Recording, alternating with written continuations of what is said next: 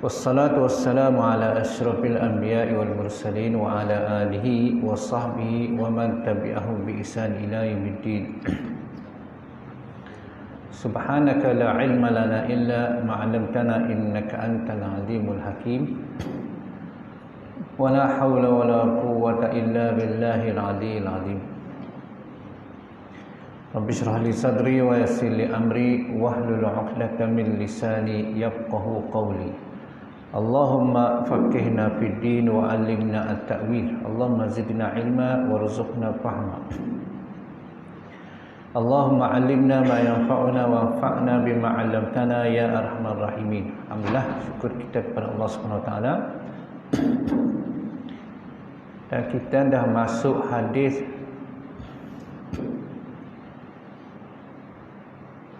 ke-100 dalam bab al-hawalah wad-dhaman, bab memindah hutang dan jaminan. Hadis yang 100, insya-Allah kita akan baca 3 hadis malam ni, 100, 101 dan 102. Sebab ketiga hadis ni mempunyai maksud yang lebih kurang sama. Baik, hadis yang ke-100, wa an Jabir ibn Abdullah radhiyallahu taala anhu qala tuwfiya.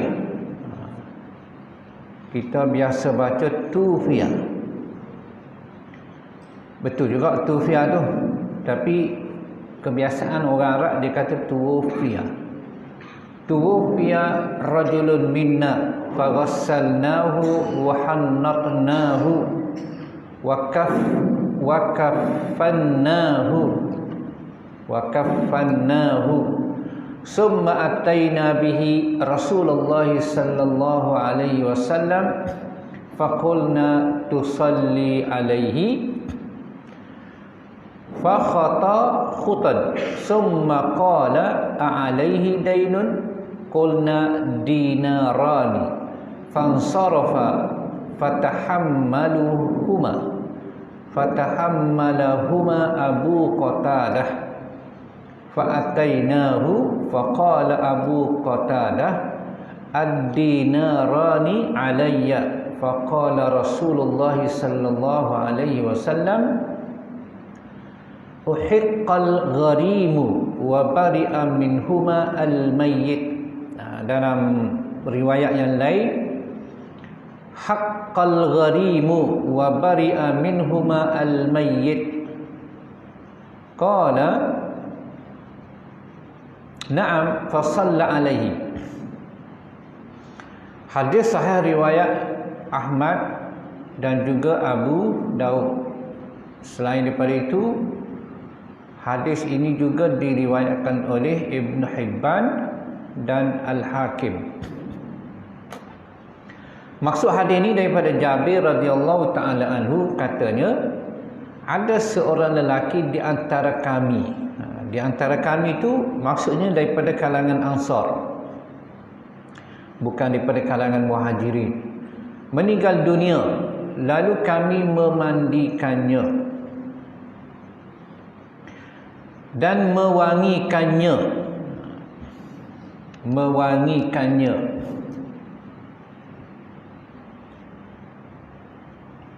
Ada setengah kitab hadis diterjemah wahannatnahu tu meletak kapas di dalam lubang telinga, lubang hidung. Tapi kebanyakan ulama mengatakan wahannatnahu tu mewangikannya. Ia disokong dengan satu hadis, satu kisah seorang sahabat meninggal ketika sedang ihram di Arafah. Lalu Nabi sallallahu alaihi wasallam bersabda, wala tuhannituhu. Jangan kamu mewangikannya. Jadi tuhannituhu dalam kisah tersebut bermaksud jangan kamu mewangikannya. Sebab apa? Sebab dia mati dalam keadaan ihram. Tak boleh pakai pewangi lah. Dan kami mengkafaninya. kemudian kami mendatangi Rasulullah sallallahu alaihi wasallam dan kami tanya kepada Rasulullah, tusalli alaihi, apakah kamu ingin solat ke atasnya? Itu adab sahabat bersama Rasulullah sallallahu alaihi wasallam. Dia tak kata tusalli alaihi, kamu kena sembahyang ke atasnya, tetapi fi'il mudhari', mana boleh tak sembahyang ke atas jenazah ini. Lalu Nabi sallallahu alaihi wasallam melangkah beberapa langkah ke depan. Fa khata khutat, Nabi langkah ke depanlah sebab nak jadi imam ni. Kemudian Nabi bertanya, adakah ia mempunyai hutang? Lalu kami menjawab 2 dinar. Dia ada hutang 2 dinar. Lalu Nabi sallallahu alaihi wasallam insarafa, Nabi pun undur dan beredar. Maka kata Abu Qatadah radhiyallahu taala anhu, beliau bersedia menanggung hutang 2 dinar tersebut. Maka kami mendatanginya seraya Abu Qatadah berkata 2 dinar itu menjadi tanggungan ke atasku. Lalu Rasulullah sallallahu alaihi wasallam bersabda, betul-betul engkau tanggung? Nabi tanya Abu Qatadah, betul tak kamu nak tanggung hutang dia sebanyak 2 dinar dan jenazah itu bebas daripada hutang? Lalu ia menjawab, Abu Qatadah menjawab, ya. Dan lalu Nabi sallallahu alaihi wasallam solat ke atasnya. Hadis yang kedua, hadis yang ke-101 ataupun hadis yang kedua daripada Abi Hurairah radhiyallahu taala anhu, anna Rasulullah sallallahu alaihi wasallam kana yu'ta birrajuli al-mutawaffa alaihi ad-dain. Fayas'alu hal taraka lidainihi min qada'in, fa in hudditha annahu taraka wafa'an salla alaihi, wa illa qala sallu ala sahibikum. Falamma fatahallahu alaihi al-futuh qala ana awla bil mu'minina min anfusihim faman tuwfiya wa alaihi dainun wa alayya qada'uhu. Muttafaqun alaih. Wa fi riwayatil lil Bukhari faman mata wa lam yatruk wafa'an, sehingga akhir hadis. Maksudnya daripada Abu Hurairah radhiyallahu taala anhu bahwasanya Nabi sallallahu alaihi wasallam pernah didatangkan kepadanya seorang yang meninggal dunia dan masih menanggung hutang. Lalu Nabi sallallahu alaihi wasallam bertanya, adakah ia meninggalkan sesuatu untuk melunasi hutangnya? Jika diberitahu bahawa ia meninggalkan sesuatu untuk melunasi hutangnya, maka Nabi solat ke atasnya. Jika tidak, Nabi sallallahu alaihi wasallam bersabda kepada para sahabat, solatlah kamu ke atas teman kamu ini. Tatkala Allah telah memberikan beberapa kemenangan kepada Nabi sallallahu alaihi wasallam, lalu baginda bersabda, aku lebih berhak ke atas kaum mukminin daripada diri mereka sendiri. Maka pada siapa yang meninggal dan ia mempunyai hutang, akulah yang akan melunasinya. Jadi seolah hadis pertama Jabir dengan hadis Abu Hurairah ni ada kontradiklah, bercanggah. Yang pertama, Nabi tak solat kalau dia ada hutang. Hadis yang kedua pun, potongan pertama Nabi tak solat. Tapi setelah Islam diberi kemenangan, berlakunya al-futuhat, pembukaan kota-kota Islam, dan umat Islam mendapat harta kekayaan, sama ada daripada al-ghanimah, harta rampasan, ataupun al-fai'. Al-fai' ini harta rampasan juga, tapi tidak melalui peperangan. Jadi makna dah ada harta lah. Lalu Nabi memberi komitmen, kalaulah ada kalangan sahabat yang meninggal sedangkan dia tidak menjelaskan hutangnya, maka Nabi akan tanggung hutang dia. Mana Nabi akan solat lah. Berbeza dengan hadis yang pertama, Nabi tak solat. Baik. Kemudian menurut riwayat Al-Bukhari, maka barang siapa yang meninggal dunia dan tidak meninggalkan harta bagi melunasi hutangnya, sehingga akhir hadis lah. Baik, hadis yang ketiga, satu lagi hadis. Wa an Amri ibn Shu'aib an abihi an jaddihi radhiyallahu ta'ala anhu qala Rasulullah sallallahu alaihi wasallam la kafalata fi haddin, rawahu al-Baihaqi bi isnadin dhaif. Hadis pertama sahih, yang kedua sahih, yang ketiga dhaif, riwayat al-Baihaqi. Maksudnya daripada Amr bin Shu'aib, daripada bapanya, daripada datuknya radhiyallahu taala anhu, bahawa Rasulullah sallallahu alaihi wasallam bersabda, tidak ada jaminan dalam kes hudud. Dalam kes hudud tidak boleh dijamin ataupun ditangguh, sama ada jaminan dalam bentuk tubuh badan ataupun jaminan dalam bentuk maliyah, harta benda. Baik. Fiqh al-hadis. Hadis-hadis ini mengandungi penjelasan tentang hukum berhutang dan jaminan ke atas orang yang berhutang. Hadis pertama mengkisahkan keengganan Rasulullah sallallahu alaihi wasallam untuk solat jenazah ke atas seorang sahabat yang meninggal dunia, tetapi mempunyai hutang yang masih belum dilunaskannya, di mana apabila diminta solat jenazah ke atasnya, Nabi alaihi salatu wassalam terlebih dahulu bertanya kepada sahabat, adakah jenazah ini mempunyai hutang? Sahabat menjawab, ya, ada 2 dinar. 2 dinar. Lah ni 1 dinar, lah ni lebih kurang 900. Mana 2 dinar? 1800 lah. Tapi nilai dinar tu tetap sama. Kalau 1 dinar zaman Nabi tu boleh beli seekor kambing. Harga 1 dinar zaman Nabi boleh beli seekor kambing. Zaman kita serupa juga. Seekor kambing berapa harga? 800-900.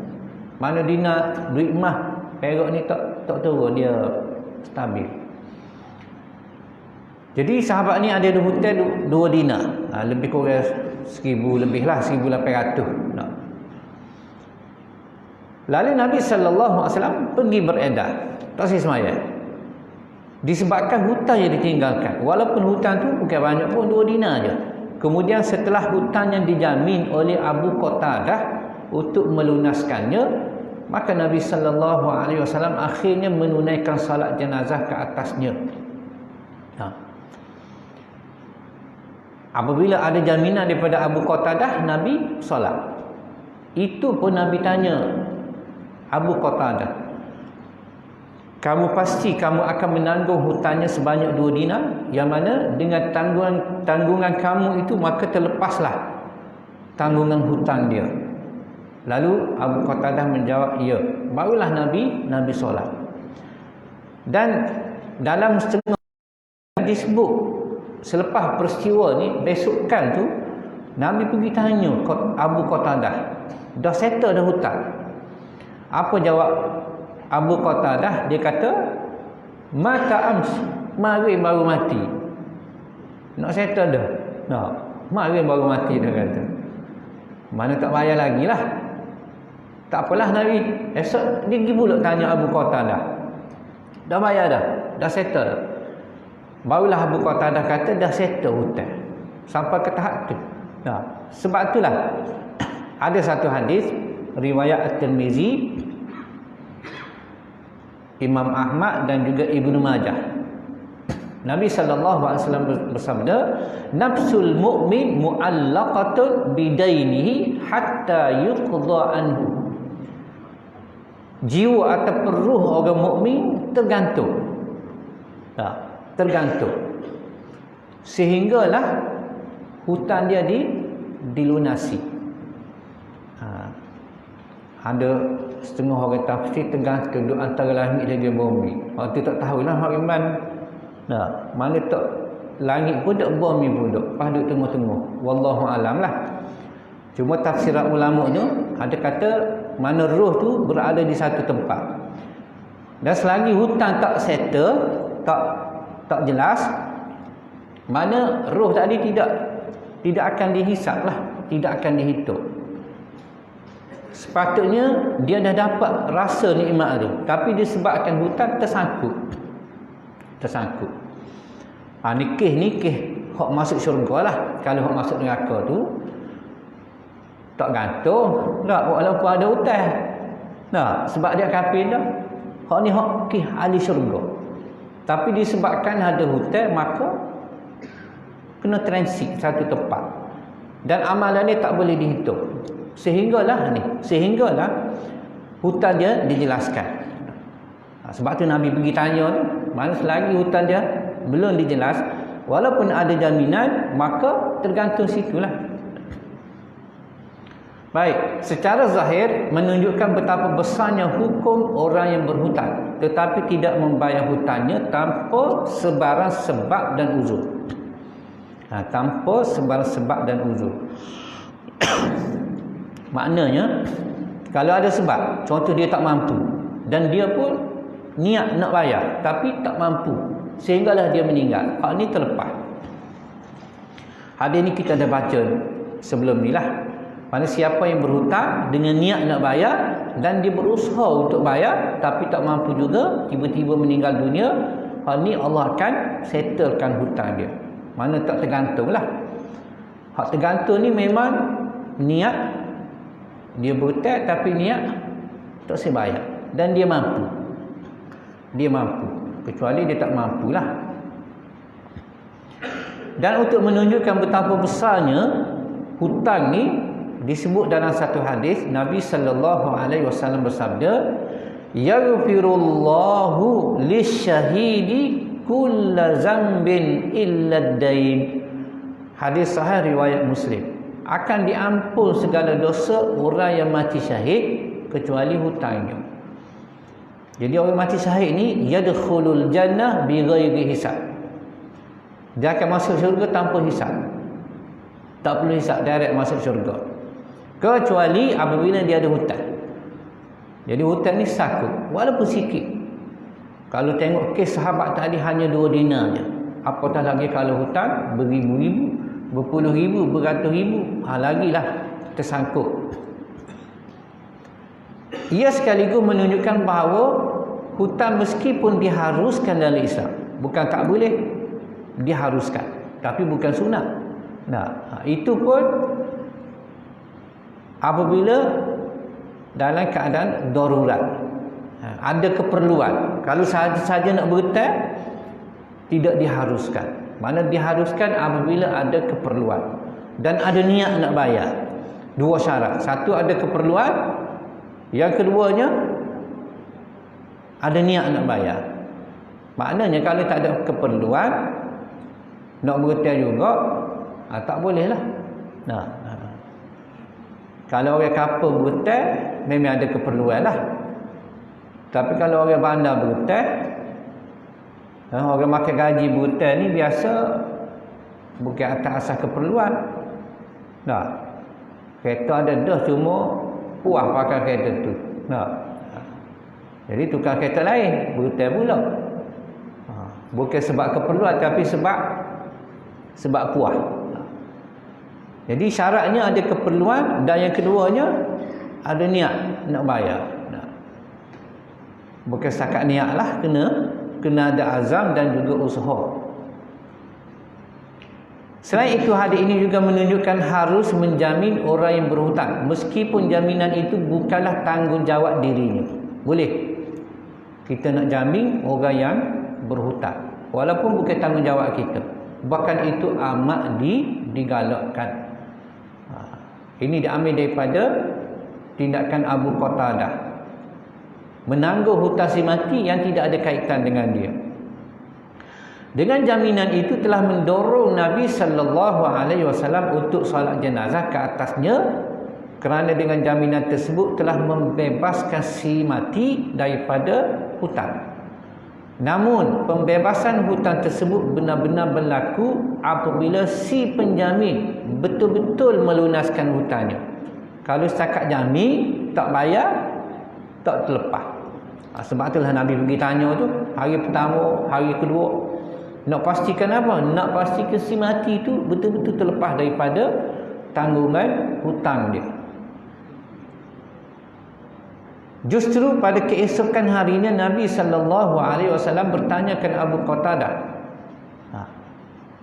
adakah ia telah melunaskan hutang si mati tersebut? Apabila dijawabnya tidak, maka Nabi bertanyakan keesokannya pula, sehinggalah Abu Qatadah benar-benar menjelaskan hutang yang dijaminnya. Baik, sementara hadis kedua, hadis Abu Hurairah radhiyallahu taala anhu menyokong hadis pertama mengenai kewajipan membayar hutang dan keharusan memberi jaminan ke atas orang yang berhutang. Selain itu, kedua-dua hadis ini juga menunjukkan harus bertanyakan hutang si mati. Dan ia sekali-kali tidak termasuk perkara yang mengaibkannya. Tapi tidaklah sunat. Cuma harus saja. Walaupun kita tengok secara zahir itu macam mengaibkan dia, yalah, cuba kita bayangkan tu imam nak sembahyang jenazah. Lepas tu tanya pula waris-waris dia, si mati ni ada hutang ke tak? Kalau ada pun waris-waris tak jawab dah. Kata ada. Paling tidak dia kata seksa, tak tahu. Nak jawab ada, malu. Jadi tidaklah mengatakan itu sunnah, sunnah Nabi, cuma harus je. Dan Nabi tanya tu ada sebab. Setengah ulama kata kalau ada sebab memang bukan setakat diharuskan tapi digalakkan. Apa dia sebabnya? Sebabnya pertama, Nabi nak pastikan si mati tu memang bebas daripada hutang, supaya dia tidak terseksa besok. Dan yang keduanya, Nabi nak bagi peringatan kepada yang hidup tu, supaya tidak terjerat dengan jeratan hutang. Kepada si mati tu nak selamatkan dia daripada azab. Kepada si hidup tu nak mengingatkan supaya tidak menjadikan amalan berhutang sebagai budaya hidup, sebagai suatu amalan kebiasaan lah berhutang. Dan kalau ada hutang, cepat-cepat bayar sebelum ajal menjemput. Hak tak berhutang tu tak usah berhutang. Kalau hak berhutang, cepat-cepat bayar. Peringatan kepada hak hidup. Hak mati tu nak selamat dia daripada azab. Jadi kalau ada maslahah macam tu, kata ulama, memang digalakkan. Tanya. Tapi hak berlaku tempat kita ni, waris-waris dia dah buat ini semua nak. Siapa-siapa ada hutang dengan si mati tu, sila jumpa dia lah. Sebab biasanya orang kita ni berhutang dia tak royak dah. Suami berhutang tak royak ke isteri. Isteri berhutang, beli kapek bayar bulan, beli pinggan makuk bayar bulan, tak royak ke suami. Kabar-kabar mati. Kabar-kabar mari Pakistan kutip hutang kapek. Ya, kita tak tahu menahu pun. Isteri kita beli kapek berhutang. Sebab itulah salah satu anjuran Islam ialah berwasiat. Antara wasiatnya ialah wasiat pasal hutang. Dan wasiat pasal hutang ni hukum dia wajib. Sama ada hutang kita dengan manusia ataupun hutang kita dengan Allah. Hutang kita dengan Allah seperti nazar, seperti haji, kita mampu tapi tak buat lagi. Hutang kita dengan manusia tu biasalah.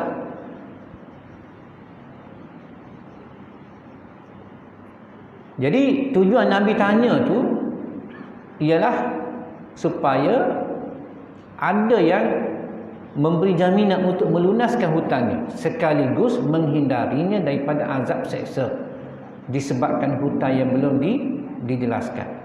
Ia juga bertujuan memberi peluang kepada sesiapa. Satu lagi hikmahnya, tujuan Nabi tanya nak bagi peluang ni kepada siapa yang nak tolong settle hutang kawan tu. 3. Pertama untuk si mati tu, Yang kedua, peringatan kepada orang masih hidup supaya jangan suka berhutang. Kalau berhutang itu cepat-cepat bayar. Dan yang ketiganya, nak bagi peluang kepada sahabat untuk membantu si mati, untuk membantu menjelaskan hutang si mati. Baik, secara zahir, kedua-dua hadis ini juga menunjukkan harus meninggalkan solat jenazah ke atas mayat ataupun jenazah yang masih berhutang, sekalipun kelebihan solat jenazah amat besar. Kita tahu kelebihan solat jenazah ni besar. Kita solat jenazah tu boleh satu qirat dah, satu gunung. Apatah lagi kalau tunggu sehingga selesai pun kebumian, 2 qirat, 2 gunung besar pahalanya. Tapi dalam konteks hadis ni Nabi tinggal. Itu ada perbahasan ulama lah. Namun sebahagian ulama menyatakan hukum tersebut telah dimansuhkan. Hukum apa? Hukum harus meninggalkan solat jenazah yang mempunyai hutang yang belum dijelaskan.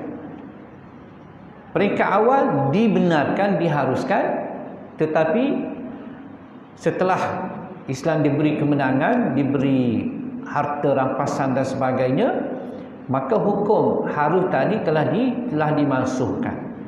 Dalilnya hadis kedua lah.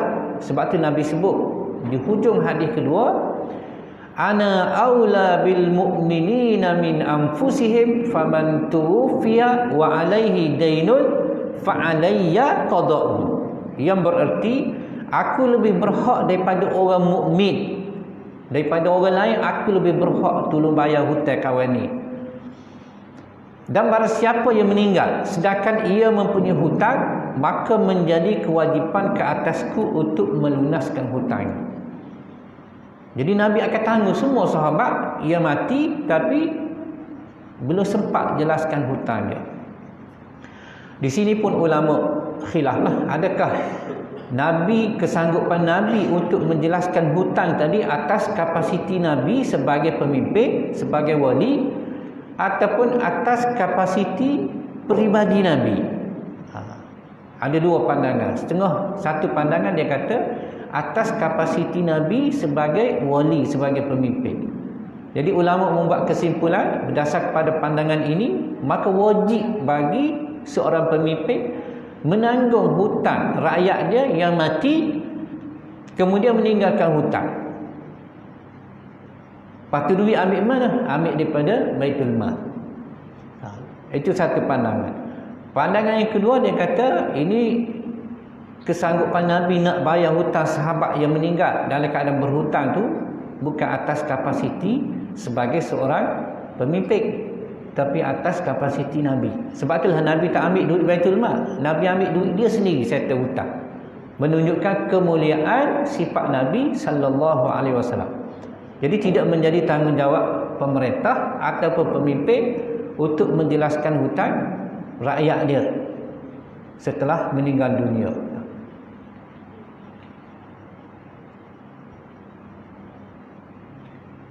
Baik, meskipun pada zahirnya menunjukkan ia bercanggah. Jadi hadis kedua ni yang Nabi bagi jaminan dia akan settle hutang dan dia akan solat. Satu riwayat di hujung tu disebut fa alayya qada'uhu wa salatuhu. Maka aku wajib ke atas aku melunaskan hutang dia dan solat ke atasnya walaupun dia ada hutang. Nampak bercanggah dengan hadis pertama. Jadi zahirnya menunjukkan ia bercanggah dengan hadis yang pertama. Namun ulama menyatakan keengganan Nabi sallallahu alaihi wasallam menunaikan salat jenazah ke atas jenazah yang meninggalkan hutang adalah pada peringkat awal Islam dalam keadaan kemiskinan. Tetapi setelah Allah memberi kemenangan demi kemenangan kepada Islam dan umat Islam sekaligus dianugerahkan harta kekayaan melalui harta rampasan dan sebagainya, maka Nabi sebagai pemimpin bertanggungjawab menyelesaikan hutang rakyatnya, sama ada daripada harta baginda sendiri atau daripada Baitul Mal. Ia sekaligus menunjukkan bahawa menjadi kewajipan seorang pemimpin menanggung hutang si mati sama ada dengan menggunakan wang Baitul Mal ataupun lain-lain. Jika Baitul Mal tidak mampu melunaskan keseluruhan hutang si mati, maka hendaklah ia membayar mengikut kemampuannya. Baik, manakala hadis ketiga, meskipun hadis ketiga tu dhaif, riwayat Al-Baihaqi, tetapi maknanya adalah sahih. Dan ia menunjukkan bahawa tidak harus memberi jaminan terhadap kes jenayah hudud. Sama ada jaminan dalam bentuk tubuh badan. Contoh, saudara dia kena hukum bunuh ke, dia nak tukar, nak bagi jaminan, nak sebagai apa, galang ganti, tak boleh. Ataupun nak tebuh dengan wang ringgit ke, jaminan dengan wang ringgit pun tak boleh. Sebab apa? Sebab hudud ni adalah ketetapan Allah Subhanahu Wa Taala, qanun Allah al-kauniyah, mana yang tak boleh diubah. Hal demikian kerana hukum hudud adalah suatu hukuman yang ditetapkan syarak kerana melakukan sesuatu perbuatan jenayah yang diharamkan, dan ia tidak boleh diubah jika telah sampai kepada pihak pemerintah ataupun hakim. Dengan kata lain, tidak boleh menjamin jiwa seseorang yang melakukan kejahatan ataupun jenayah hudud seperti berzina, minum arak, mencuri, merompak dan sebagainya. Baik, kesimpulan hadis. Kesimpulan 3 hadis. Yang pertama, kewajipan membayar hutang. Bukan sahaja kewajipan, tapi wajib menyegerakan bayar hutang. Dan dosa tidak membayar hutang adalah dosa besar. Sebab itulah orang mati syahid sekalipun, kalau ada hutang tak terlepas juga. Sedangkan dosa lain terlepas. Termasuk dosa mengopak. Walaupun dosa melibatkan orang lain, tapi terlepas, kecuali dosa hutang. Usahakan bayar hutang, menangguhkan hutang. Minggu lepas kita baca hadis matlu al-ghani, menangguhkan bayaran hutang sedangkan dia mampu.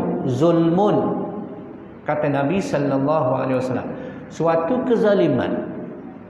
Apa dah lagi tak bayar hutang. Dan kita dah sebutlah, hak tangguh bayar hutang ni kadang-kadang kita tak perasan. Contoh, pembayaran bil. Termasuklah pembayaran yuran sekolah anak tu. Kadang-kadang kita tak perasan. Patut yuran bayar awal tahun, akhir tahun baru bayar. Apatah lagi sekolah hak jenis swasta. Sekolah swasta ni yuran bulanan dia tu, dia bergantung kepada yuran lah. Tapi kita ni kadang-kadang melewatkan. Itu termasuk melewatkan pembayaran hutang. Jadi yuran tu kira hutang lah tu. Tapi kita tak sedar. Hak bil tu sama telah lah. Kecuali TMB dia cah lah ni lah. Jadi tak berani dah nak bayar lewatnya. Tapi kalau air Kelantan tu boleh bayar lewat lagi tak? Boleh lagi. Dia tak potong lah. Begitu juga sebelum ni kita belajar hadis mengenai larangan daripada mengambil hak orang lain tanpa keredaan dia, walaupun sebesar kayu sugi, walaupun sebesar jarum, walaupun sebesar tungkat. Kita tak ambil lah tungkatnya. Dan ambil hak orang ni bukan tidak semestinya dalam bentuk material, tapi dalam bentuk manfaat. Seperti guna barang orang. Saya telitah lah. Kadang-kadang kita parking kereta lah. Pernah berlaku parking kereta kat PKB ni. Parking tak bayar. Pernah tak? Kata benda. Parking tapi tak bayar. Buat mana tak bayar? Suruh duduk atas kereta seorang. Sebab apa? Sebab malas bayar. Sedangkan kita dah guna tu. Kita dah guna, ambil manfaat parking. Tapi tak bayar. Sebab kalau dia mari cek ada orang dia tak sah. Mana taktik kita lah tu. Taktik apa? Taktik tak saya bayar. Tapi sebenarnya kita dah ambil. Kita dah guna petok. Manfaat kita dah ambil. Tapi tanpa membayarnya. Saya rasa termasuk dalam bab mengambil hak orang lain. Cuma kita tak perasan lah. Ataupun alasannya Tak ada orang atas kereta, cuma kita nak sekejap. Sekejap aja. Tak kena nak bayar. Tak. Jadi sekejap kita tu dijadikan sebagai alasan untuk tak usah bayar parking. Walau kita dah guna, kita dah ambil manfaat, menyebabkan orang lain tak boleh masuk. 5 minit, 10 minit, bayarnya 40 sen ya. Tapi 40 sen tu pun kita kira juga. Sebab apa? Sebab kita fikir kita je, tak fikir orang lain. Atau kita tak perasan. Kita dah guna hak orang tapi kita tak bayar. Lepas tu kena sambil, siaplah masuk viral, menyumpah dah. Walau kita tak bayar. Baik, yang kedua, anjuran dan galakan menjadi penjamin kepada orang mati yang mempunyai hutang yang belum dilunaskan. Ini memang digalakkan. Bukan saja harus tapi digalakkan. Buktinya, dengan sebab jaminan Abu Qatadah, maka Nabi solat.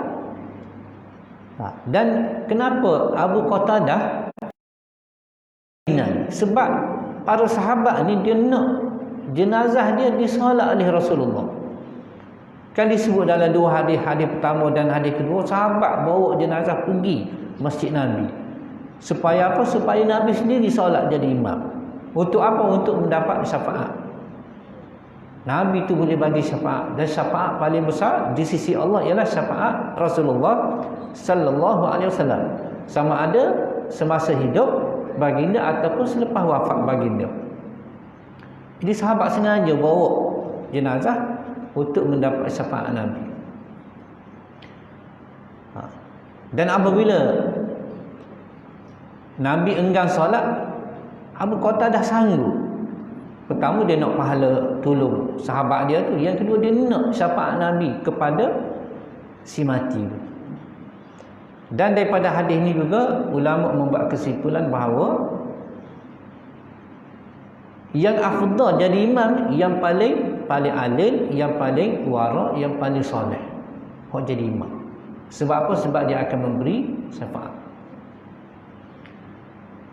Sebab itulah sahabat berusaha supaya Nabi sendiri jadi imam solat jenazah. Baik, yang ketiga, kewajipan memandi, mengkafan dan mendirikan solat jenazah ke atas si mati. Ini hukum dia fardu kifayah. Solat fardu kifayah. Solat dia ada dua. Satu solat wajib dan satu lagi solat sunat. Solat wajib pula dia ada dua. Satu solat fardu, iaitu fardu ain, dan satu lagi solat fardu kifayah, itu solat jenazah. Begitu juga kafan dan mandi. Kafan ni kena tutup semua. Sebab apa kata ulama? Sebab kata ulama, jenazah tu seluruh tubuh dia adalah aurat. Sebab itulah kena tutup semua.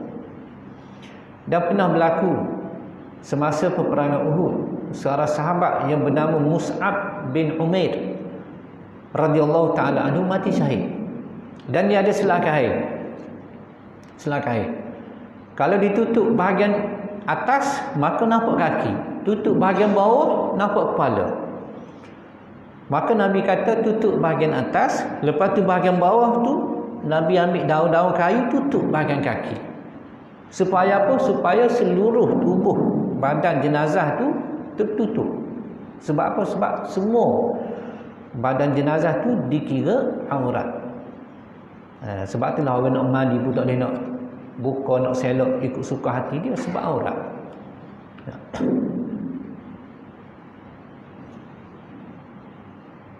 Baik, kemudian yang keempat, hukum harus meninggalkan solat jenazah jika si mati mempunyai hutang telah dimansuhkan. Mana tak boleh. Kih dia berhutang, kita tak sah sembahyang jenazah kepada dia. Peringkat awal Islam memang Nabi buat, tapi di akhirnya telah dimansuhkan. Kemudian yang kelima, anjuran dan galakan solat jenazah diimami oleh orang yang soleh.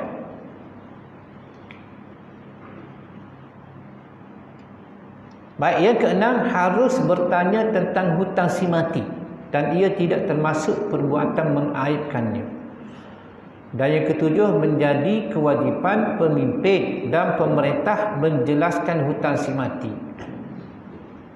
Yang ke-8, haram memberi jaminan dalam perkara yang melibatkan hukum hudud.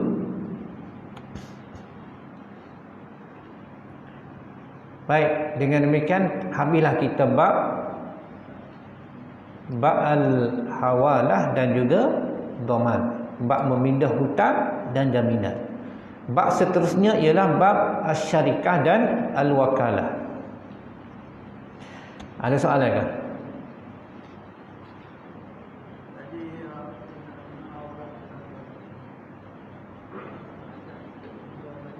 Mana?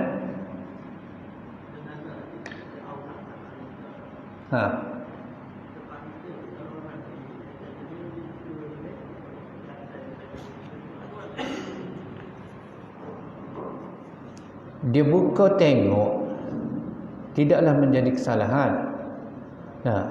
Cuma nak buka tengok tu untuk orang yang ada keperluan lah. Contohnya kaum kerabat dia. Kita yang tak ada suku sakat ni tidak disunatkan tengok.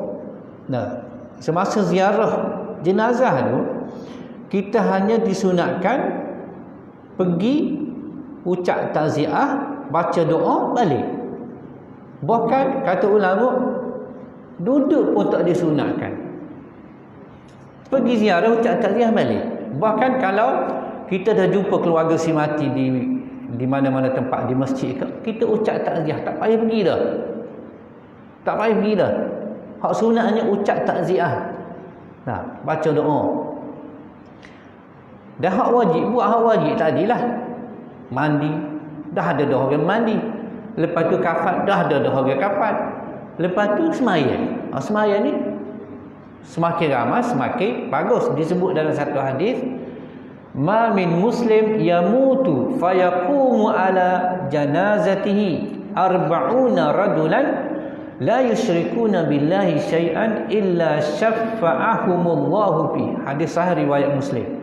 Mana tidak ada seorang muslim yang mati kemudian 40 orang solat ke atas jenazah dia dan 40 orang tidak seorang pun syirik kepada Allah Subhanahu Wa Taala, pasti Allah akan memberi syafaat kepada dia. Lepas tu pergi ke kubur, kebumikan.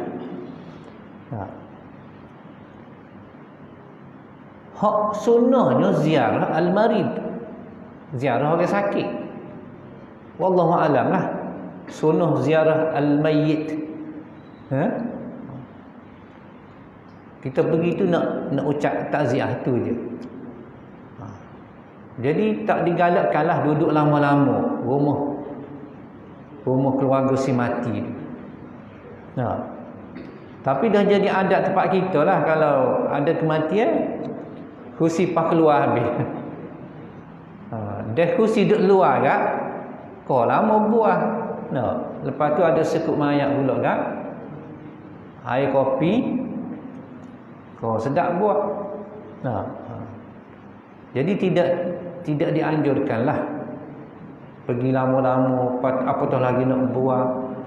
Pergi ucap takziah, kecuali kita ni keluarga terdekat. Boleh nak duduk lama nak tolong keluarga si mati.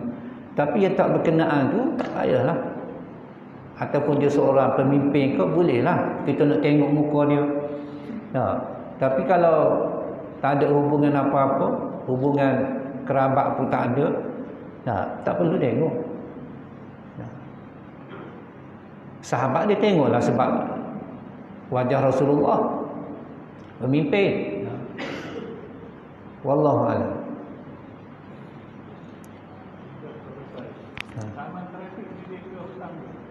Mana? Sama trafik kira hutan. Jangan tak payah. Sama trafik tu kira hutan. Tak sedut tawil lah.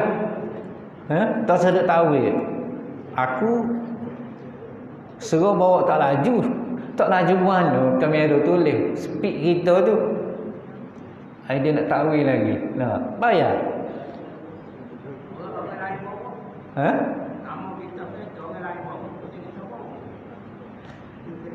Yalah kita bagi ke dia tu apa? Kita tahu dah dia bawa derah, bawa tak sedut bui lagi dia kan. Ingat sama trafik tu kira hotel.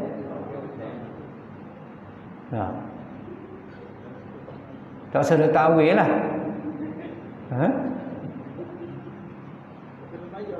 Apa orang lain-lain derah tak kena, tiba-tiba kita kena. Dia tak saya bayar ni, cari alasan lah. Itu kira hotel.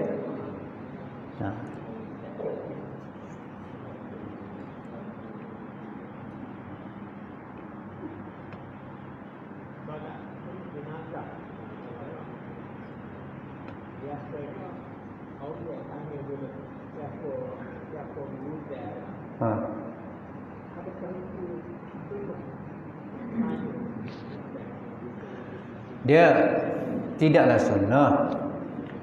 Cuma dia nak dapat kepastian lah. Mungkin ada juga memang sunnah tu. Nabi tanya tu sebab apa? Sebab nak dapat kepastian supaya si mati tu bebas daripada hutang. Begitu juga waris-waris tu dia buat announcement, buat pengumuman siapa-siapa ada hutang, sila jumpa dia lah. Sebab apa? Sebab nak pastikan si keluarga dia tu bebas daripada hutang. Itu salah satu cara lah. Mungkin nak buat pengumuman di masjid, ada sahabat dia tak mari. Sebab kebiasaan tu masa solat jenazah tu orang rapat dengan dia mari. Jadi biasa hak berhutang ni orang rapat dengan dia lah. Itu satu peluang lah nak sampaikan maklumat tu. Tapi tak boleh kita kata itu sunnah.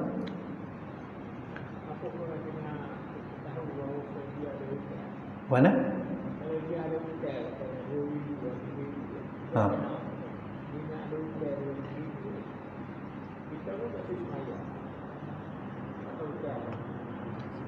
Kalau dia ada hutang, katalah 2,000. Hutang pula hutang dengan kita tak saya semaya.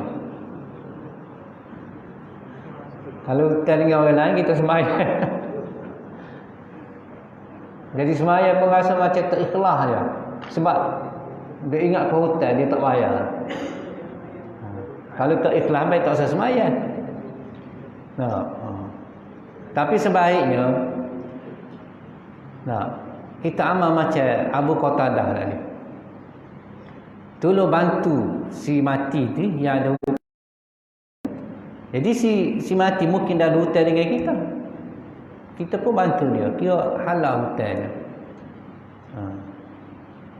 Tak payahlah masa anak dia istihar siapa ada hutang, kita pakat tangan amu ada hutang 3,500.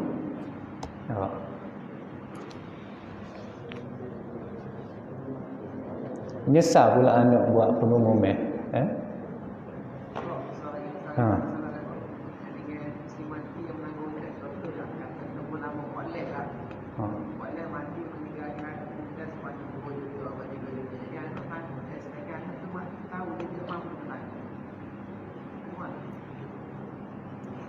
Si mati tinggal hutang pula banyak.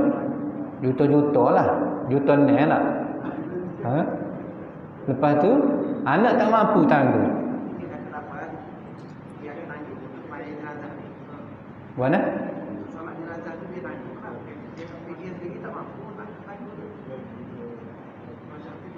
Anak tak mampu tanggung hutang.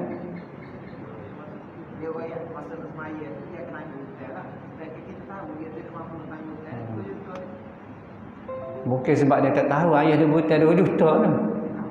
Dia tahu. Mungkin salah satu adab tu. Dan kemungkinan dengan pengumuman tadi dia menganggap ada orang nak menghalalkan hutang ayah dia tu. Seolah satu ihsan lah, permintaan. Tapi kalau dia ada buat pengumuman macam tu, kalau ada orang pergi jumpa dia, saya ada hutang 2 juta.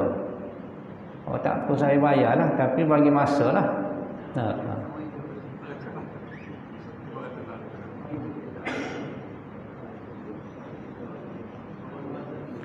Saya ada satu cerita lah, Ibn Usaimin bak hutang lah. Tapi nak kata hutang secara jelas tak juga. Satu masa dia ditahan polis. Dia nak pergi ngajar Syekh Ibn Utsaimin, penulis kitab. Lepas tu dia ada supir lah, pemandu. Pemandu ni bagi alasan lah, Syekh ni nak pergi ngajar lah lorak. Hak bawa kereta ni pemandu. Nah, jadi lepaslah. Tiba-tiba sampai setengah jalan tu, Syekh mungkin Syekh tanyalah, mau buang ke apa ni polis? Polis kat sebab bawa laju, dia kata. Speed track lah. Lepas tu membayar tak terlepas. Berapa terlepas? Saya royak Syekh lorak nak pergi ngajar. Dia pun patah balik mula. Mereka kata pusing kereta balik mula. Pergi bayar 300. Jadi Syekh kata dia bayar 100, pemandu dia bayar 200. Sebab hak bawa lajunya mu bayar lebih sikit. Sampai ke tahap tu. Sebab itu satu kesalahan. Satu kesalahan bawa laju. Yang kedua, dia guna nama Syekh. Sebab guna nama Syekh terlepas. Syekh kata pusing balik pergi bayar. Kesalahan tu tidak disampai, dia lari luar tu.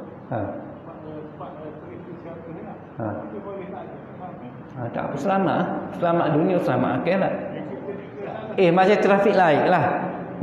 Polis tak ada, orang pun tak ada, lampu merah pergi lah. Tak apa. Contoh pukul 2 pagi, pukul 3 pagi, lampu merah kita duduk sekor, nampak macam bodoh je kita. Tak? Banyak orang pergi tak? Orang saya pergi. Kita kalau hukum manusia ni cukup taat. Tak ada orang pun taat juga. Tapi hukum Allah ni depan orang buat juga. Siapa kata hak tu? Tapi hukum ciptaan manusia ni takut. CCTV lah. Takut. Walahnya hukum setakat dunia je. Tapi hukum Allah tu sampai ke akhirat. Macam Syekh tadi lah. Dia tak usah tangguh di akhirat. Atas dunia terlepas. Tapi di akhirat tak lepas. Itulah erti kejujuran yang sebenar.